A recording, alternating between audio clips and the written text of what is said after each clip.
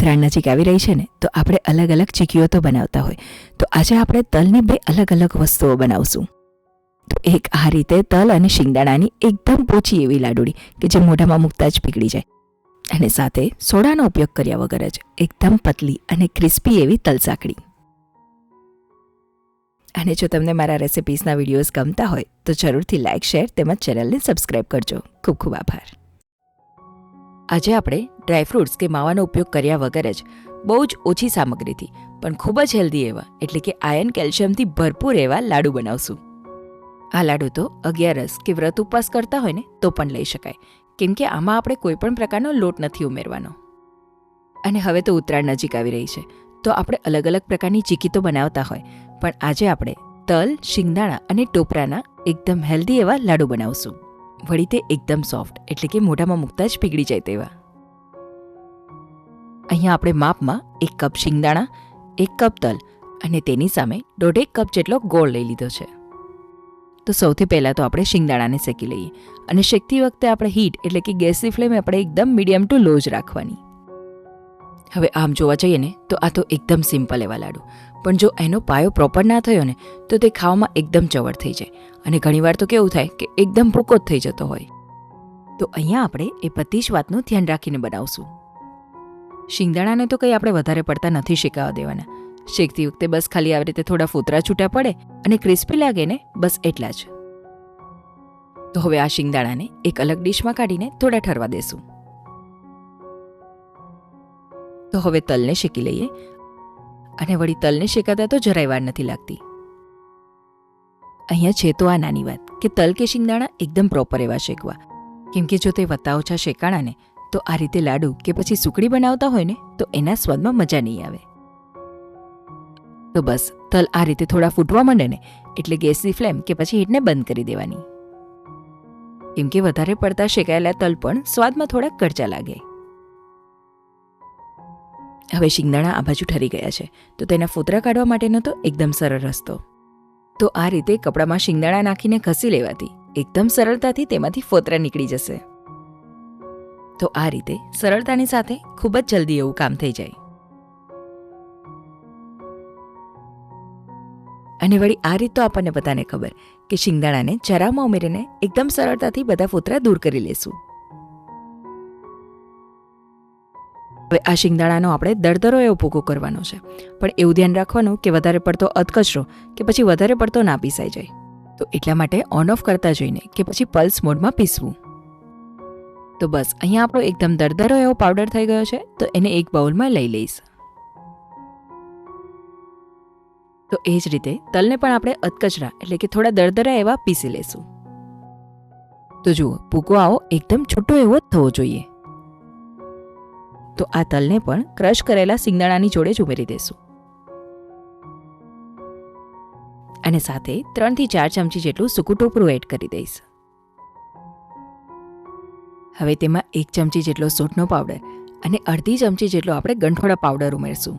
હવે આ તો શિંગદાણા અને તલથી બનેલી વસ્તુ, તો જ્યારે વ્રત ઉપવાસ હોય ત્યારે ખાસ કરીને સૂંઠ અને ગંઠોડા તો ઉમેરવા જ, જેથી કરી વયોના પ્રમાણને વધવા ના દે. અને આ લાડુ બનાવવામાં તો કંઈ વધારે ઘીની જરૂર નથી. 1/3 કપ જેટલું ઘી એટલે કે 4 થી 5 ચમચી જેટલું તો ઇનફ છે. અને ઘી જેવું ગરમ થાય ને એટલે આપણે જે 1.5 કપ જેટલો ગોળ લીધો હતો ને એ બધો જ ઉમેરી દેશું. હવે આમાં તો કેવું કે જેવો આપણો સ્વાદ, જો વધારે ગળપણવાળું ભાવતું હોય ને તો થોડો વધારે ઉમેરજો, બાકી આ માપ તો નોર્મલ સ્વાદ માટે એકદમ ઇનફ છે. અને ગોળ તો એકદમ ઝીણો સમારેલો હોય ને એ રીતે જ રહેવાનો, જેથી કરી પાયો કરવામાં સરળતા પડે. ઘણીવાર કેવું થાય કે જો પાયો એકદમ વધારે થઈ ગયો ને તો સુકડી કે પછી લાડુ આપણા એકદમ ચવડ થઈ જાય, અને જો પાયો ઓછો તો બિલકુલ બાઇન્ડિંગ નહીં આવે, કેમ કે આમાં કોઈ લોટ નથી ઉમેરવાનો. બસ ખાલી આ રીતની કરકરી વસ્તુઓ ભેગી કરીને જ આપણે લાડુ બનાવવાના છે. અને હા, ઘી ગોળનો આ રીતે પાયો થતો હોય ને તો તેને સતત હલાવતા જ રહેવાનું. અને જેમ જેમ પાયો થતો જશે ને એમ ગોળ અને ઘી બેવ એક રસ થતા જશે. અને હા, આ પાયો કરતી વખતે ગેસની ફ્લેમ મીડિયમ ટુ લો જ રાખવાની. અને અહીંયા જોઈ શકાય છે કે થોડા બબલ્સ થવા માંડ્યા છે. તો બસ આ રીતે થોડા બબલ્સ થાય અને ગોળનો પુડલો થોડો ઉપર આવવા લાગ્યો હોય ને તરત જ આપણે મિશ્રણને ઉમેરી દેવાનું. અને હા, હજુ ગેસની ફ્લેમ મેં બંધ નથી કરી, એકદમ સ્લો જ રાખી છે. થોડું એવું તેને હું મિક્સ કરી લઉં ને પછી જ તેને આપણે ગેસ પરથી નીચે ઉતારશું. બસ અહીંયા તો આ જ ધ્યાન રાખવાનું કે થોડા બબલ્સ થાય ગોળમાં એટલે તરત જ મિશ્રણને ઉમેરી દેવાનું. હવે કોઈ વાર એવું થાય કે પાયો કરતી વખતે જો તે વધારે થઈ ગયો તો એ સમયે 1-2 ચમચી જેટલું દૂધ કે પછી દૂધની મલાઈ ઉમેરી શકાય. તો બસ આ રીતે 1 મિનિટ માટે હલાવીને પછી તરત ગેસ પરથી નીચે લઈ લેશું. અને જેવું થોડું ઠરે ને પછી તરત જ આપણે તેના લાડુ વાળી લઈએ. હવે અહીંયા તો મેં આના લાડુ વાળ્યા, પણ સુખડીની જેમ થાળીમાં સેટ કરીને પણ કરી શકાય. તો આ તો કોઈ પણ પ્રકારના ડ્રાયફ્રૂટ્સ કે માવા વગર જ ખૂબ જ હેલ્ધી એવા, કેમ કે આમાં વપરાયેલી સામગ્રીઓ તો આયર્ન, કેલ્શિયમ અને પ્રોટીનથી ભરપૂર છે. તો હવે ઉત્તરાયણ પણ આવી રહી છે, તો અલગ અલગ ચીકી બનાવવાની સાથે સાથે આવા એકદમ ટેસ્ટી અને સોફ્ટ એવા લાડુ પણ ટ્રાય કરજો. પહેલી જ વારમાં પાપડ જેવી પતલી પણ ખાવામાં એકદમ પોચી એવી તલની ચીકી બનાવશું. અને આ ચીકી બનાવવામાં તો આપણે સોડાનો પણ ઉપયોગ નહીં કરીએ, એમ છતાં પણ એકદમ સોફ્ટ એવી જ બનશે. અને વળી આ તો એવી હેલ્ધી વસ્તુને કે એવું જરૂરી નથી કે ઉત્તરાયણ કે શિયાળામાં જ બનાવીએ, ગમે ત્યારે એક નાનકડા નાસ્તા તરીકે બનાવીને રાખી શકીએ. આમ તો ચીકી એટલે કેવું કે સાવ ઓછી સામગ્રીથી બનતી વસ્તુ, પણ ઘણીવાર કેવું થાય કે તે એકદમ પ્રોપર એવી નથી બનતી હોતી. એટલે કે વણીએ કે પછી સ્પ્રેડ કરીને તો તે સેટ ના થાય. અને ઘણીવાર તો કેવું કે એકદમ દાંતમાં ચીપકતી હોય, જરાય ક્રિસ્પી ના લાગે. તો આ બધી જ વાતનું ધ્યાન રાખીને આપણે એકદમ પરફેક્ટ એવી તલની ચીકી બનાવશું. તો તલની એકદમ ક્રિસ્પી એવી ચીકી બનાવવા માટે પહેલાં તો આપણે માપ જોઈ લઈએ. તો અહીંયા 1 બાઉલ જેટલા તલ અને એની સામે એટલા જ માપથી એટલે કે 1 બાઉલ જેટલો ગોળ લઈ લેશું. અહીંયા તો આપણે ચીકીનું પ્રમાણ ઓછું બનાવવું છે, તો આ રીતે વાટકીનું માપ સેટ કર્યું, પણ જો વધારે કરવું હોય ને તો કોઈ તપેલીના માપથી સેટ કરી લેવાનું.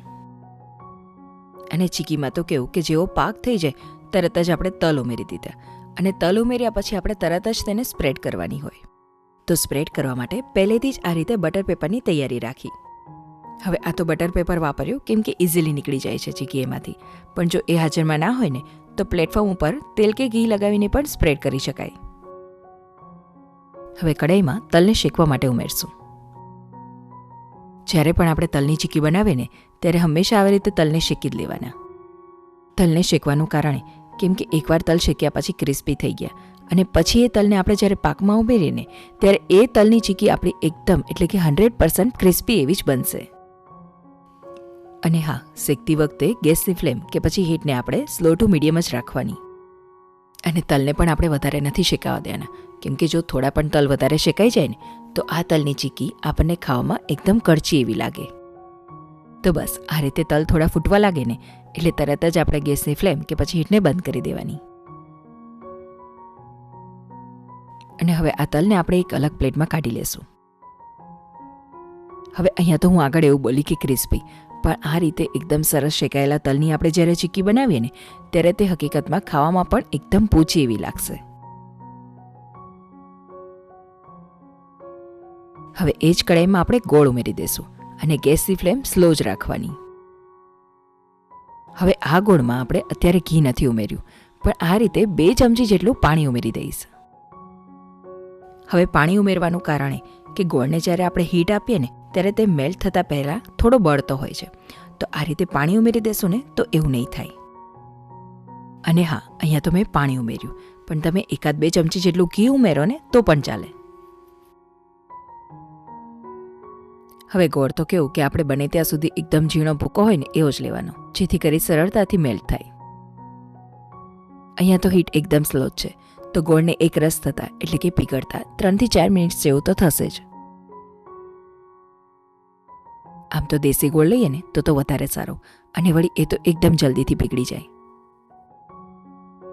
હવે અહીંયા મેં થોડી ગેસની ફ્લેમ કે પછી હીટને સહેજ એવી વધારે કરી, એટલે કે સમયાંતરે ગેસની ફ્લેમ હોય કે પછી હીટ તો એને મીડિયમ ટુ સ્લો કરતા જવાની.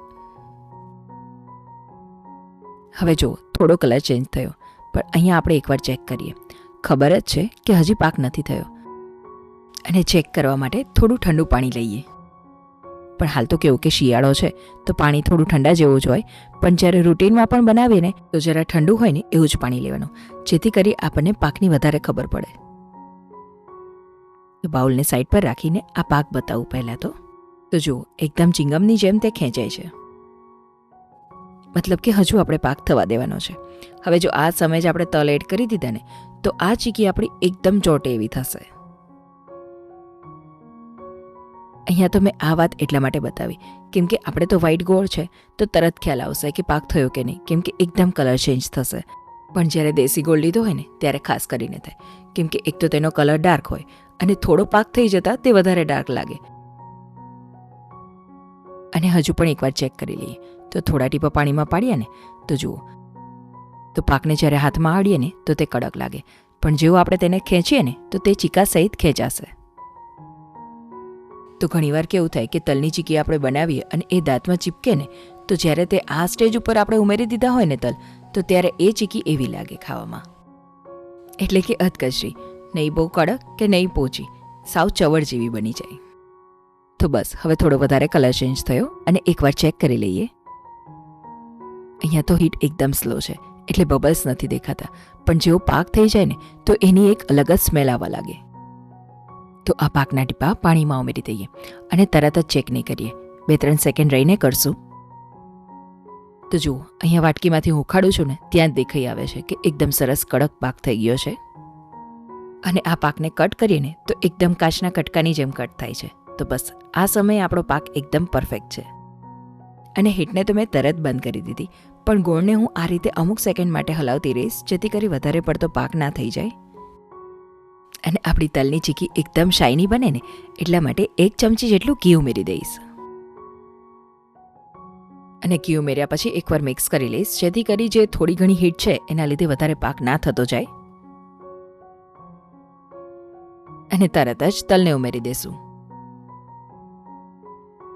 અહીંયા તો આ જ વાતનું ધ્યાન રાખવાનું કે પાયો થઈ જાય ને એટલે તરત જ હીટને બંધ કરી દેવાની, કેમ કે જો વધારે પાયો થતો જાય ને તો પણ આપણી ચીકી એકદમ કડચી જેવી લાગશે.